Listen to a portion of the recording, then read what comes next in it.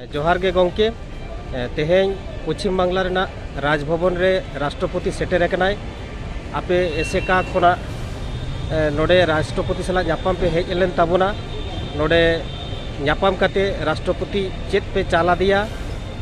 दाबी दावा को और चेत राष्ट्रपति लैयात पियाय नोवा इदी काते ओड़े ओड़पात कटि लई आंजमाबोन पे जोहार गे doctor Subodh Hansda Adivasi socio education and cultural association general secretary तेहें आले भारत राष्ट्रपति माननीय द्रौपदी मुर्मू साव ᱧᱟᱯᱟᱢ नोडे हेज लेना अब आसाकानी president Madan Mohan Baske vice president Gurupada Hansda education board नि vice chairman Babulal Hansda education secretary Sudev Soren आले मोड़े हर तेहें ले ᱧᱟᱯᱟᱢᱮᱱᱟ राष्ट्रपति ठेन ले आतांग दाराम किया चेदा से राष्ट्रपति हुई तायम ने पुइलो पश्चिम बांगला लेबेद किया राष्ट्रपति मैडम आदो उनी ठेन नोआ कथा लई हुईना दिल्ली रे 9 जनवरी ᱧᱟᱯᱟᱢ कते जहाँ दाबी साकाम साब हुई लेना ओना रना के मिटांग दाबी तेहें पश्चिम बांगला रे आबो बोन जितकेरिना पश्चिम बांगला विधानसभा रे आबोआ सारी धर्म पासेन ताबोना ओना तेहें राष्ट्रपति मेन हुईना और ओना लेकाते मेन हुईना जेहेतु पश्चिम बांगला रे सारी धर्म बिल पास करना मोशन अंडर पार्लियामेंटारी रूल 185 लेकाते तो ओना तेहें जाते भारत सरकार भारत गुरुत्वपूर्ण धर्म मेनते सारी धर्म छटियर पूरे एमा कथा राष्ट्रपति मैडम ले मेता दिया साथे नोआ नेहर ले दहो किदा जे सिदू कानुआ नोआ हुल हिजुग कना नोआ जून चांदो रे 170 आरे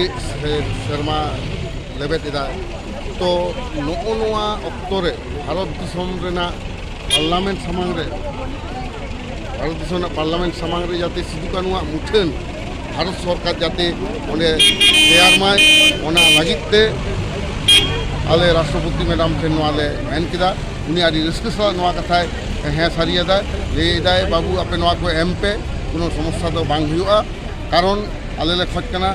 नोआ ट्राइबल फ्रीडम फाइटर को जाते नागाम ताहेन मा ओना लगिते ट्राइबल म्यूजियम हो भारत सरकार तैयार लगी ओना राष्ट्रपति मैडम आदि फंटा से ले किदा और नोआ कथा हो एम किदा जे सिदू कानुआ लड़ाई नागाम जाते भारत दिसम इतिहास करे हो उनके को पढ़ाव कुमा नोआ जखन आले ले मेता दिया ओना उनी हो हे सारी गावदा जे लाक्ति मेना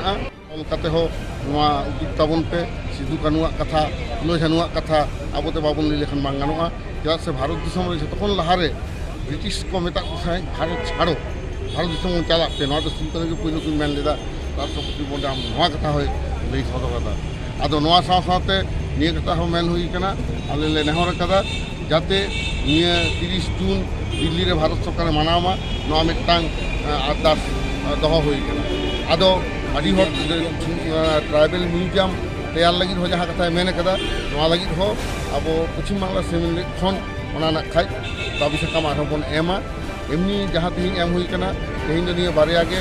आसल दाबी दो दहो हुई कना मेनखान लहा जहाँ को बन एम तो कदा ओना को आरो तायम दाराम रेबन एम दड़हाया मैडम नोआ गे मेन किदा जे आपे पश्चिम बांगला दादी पे लड़ाईदा मेनदा मिटा स्टूडेंट दल को हेज लेना उनको हो नोडे को दाबी दावा को दहो किदा दा इन दो उनको मेता कुआ राष्ट्रपति मैडम नोआ कथा मेन कना जे आपे दो डॉक्टर सुबोध हांसदा सा जोगाजोग पे नोआ को दो उनी गाइड किया छात्र को नोआ मेता कुआ मैडम आया मजाते नोआ कथा मेता लेया आदो आबो पश्चिम बांगला सेमलेज ना आदि मांग मेता दायित्व हेज एकान ताबोना सावता सुसर कामी रेना चेदा से भारत सरकार सिदू कानुआ मान जाते एम माय सान्ताड़ विद्रोह